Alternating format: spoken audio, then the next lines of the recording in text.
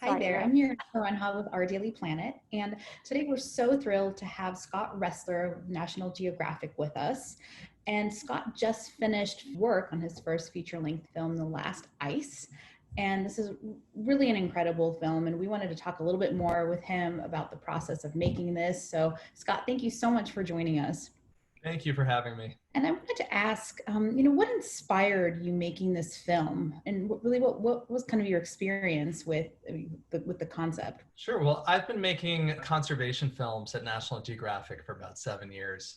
And when it came to the Arctic, we knew we wanted to do something much bigger. And so that's why this was our first feature-length film.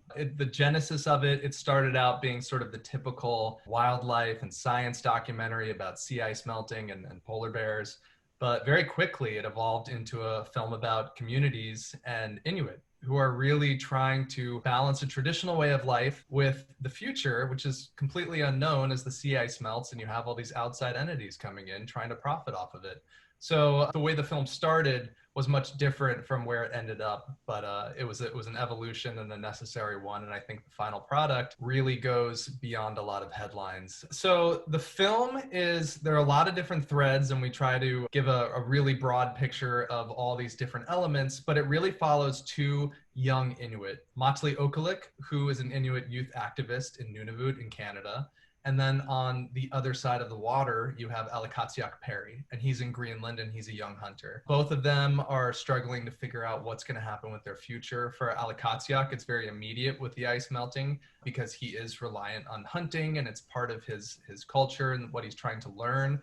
And for Matali, it's maybe a bit more cultural as outside influences are coming in and people are looking to profit with extraction. It's almost a new form of colonialism, which Inuit have experienced systemically and very recently. I know this film was quite a journey for you, and it's been a long time project of yours. Tell us how it was filming in these very cold places, and I know you repeatedly returned to them.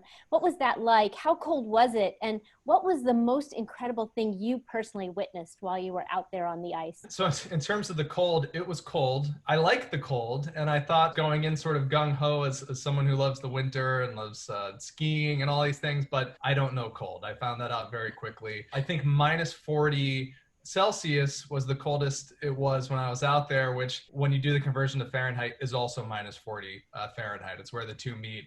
So it's very, very cold. I did at one point lose some sensation in my toes, but that came back after a few months. But that was solely due to not having the proper gear. What I found quickly was that going to REI and all these places where people are doing these intrepid expeditions, the best thing to do is just to talk to Inuit and say, what should I do? Because they actually know and they actually live there. And that kind of rings true for everything else with the film.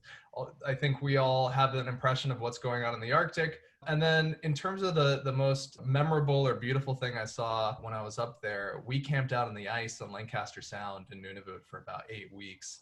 And we're able to witness the annual cycle of the sea ice breaking up, which is when all of the wildlife starts coming in. It goes all the way down from the little plankton, and there's a cycle that goes all the way up to bowhead whales, narwhal, beluga, seal, walrus, and it's just seeing all this unfold in real time was unbelievable. And to be able to be so close to not just one or two narwhal, but hundreds at a time I realized that's something most people will never get to see, and I hope that the film can bring that to everyone. And I wanted to ask and follow up a little bit about a point you just made. What are the challenges of filming in such a remote and cold location? I mean, are there certain considerations you have to take for your equipment and things like that?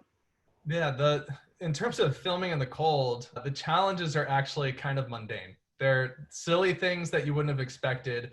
We were wondering, do we need all this specialty gear? Do we need special cameras? We really use the same stuff we would use, say, in the tropics. But then when it comes down to the day-to-day, you go outside, everything's charged up, and then your lens fogs up because you're going from the heated tent to the cold and you're thinking, oh my God, I can't believe after all. So little things like that, keeping the batteries warm. The challenge was really for this one, less technical and more story-wise, because once we brought all this great footage back, how do you weave all of it together in a way that's going to tell the most comprehensive, contextualized story of the Arctic today and in the future. You hinted at this before, Scott, about the fast changing nature of the Arctic on one side of the Atlantic and how it's a little bit slower on the other. Can you give us a little more detail about that? How fast is it really changing, and how are the Inuit dealing with it, particularly for people who live in big cities who see climate change, but maybe not as rapid a pace of climate change as they're experiencing there?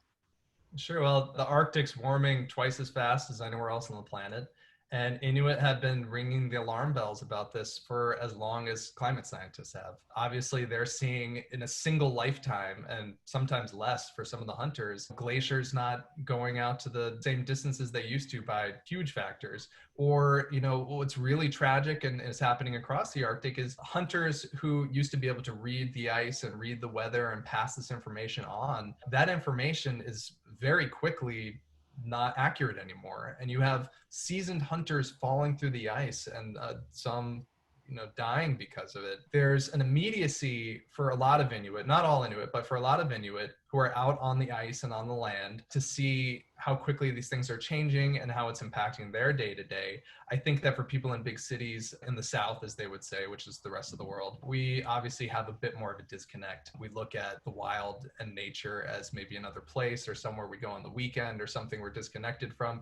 Of course, we know that that's not the case. We're in nature wherever we are, even when we're inside, and it does regulate things that are going on in our day-to-day lives. And we're seeing consequences like in the fires in the West right now. But I think that learning maybe a different perspective of how we relate to the wild from Inuit in terms of the immediacy and the connection and understanding some of the consequences of our actions is one of the big takeaways I want people to have from the film. And you touched upon, some of these amazing scenes that you got to witness, like with the narwhals, but what was your favorite part of filming this film? My favorite part of the filming was really meeting people across the Arctic and going to all these different communities that, I went into this project totally naive and not understanding anything about the Arctic beyond the headlines.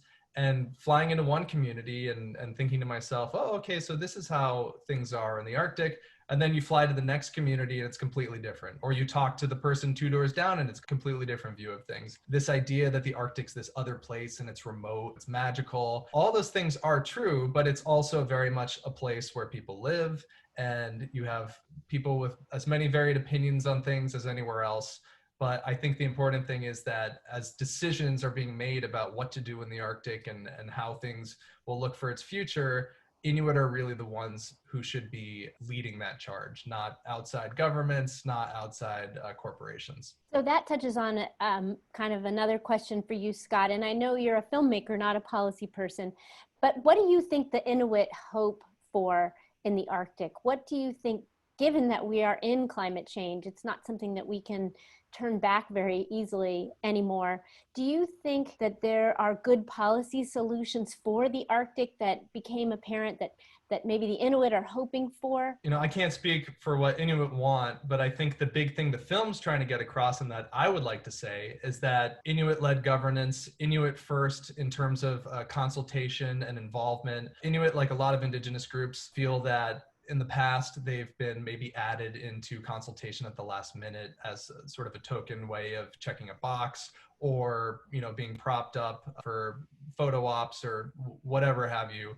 So I think that the policy solution to this in terms of listening to Inuit is to really involve them from day one with everything. Yeah, absolutely. Well, thank you so much for taking the time to chat with us. And for all of our readers and everyone viewing this, please make sure to check out The Last Ice, and we will include information in our daily newsletter, Our Daily Planet, of how you can do that. Tell us when it premieres. The Last Ice will premiere on Monday, October 12th at 9 p.m. Eastern on National Geographic Wild. It was really a pleasure. Thank you so much, Scott.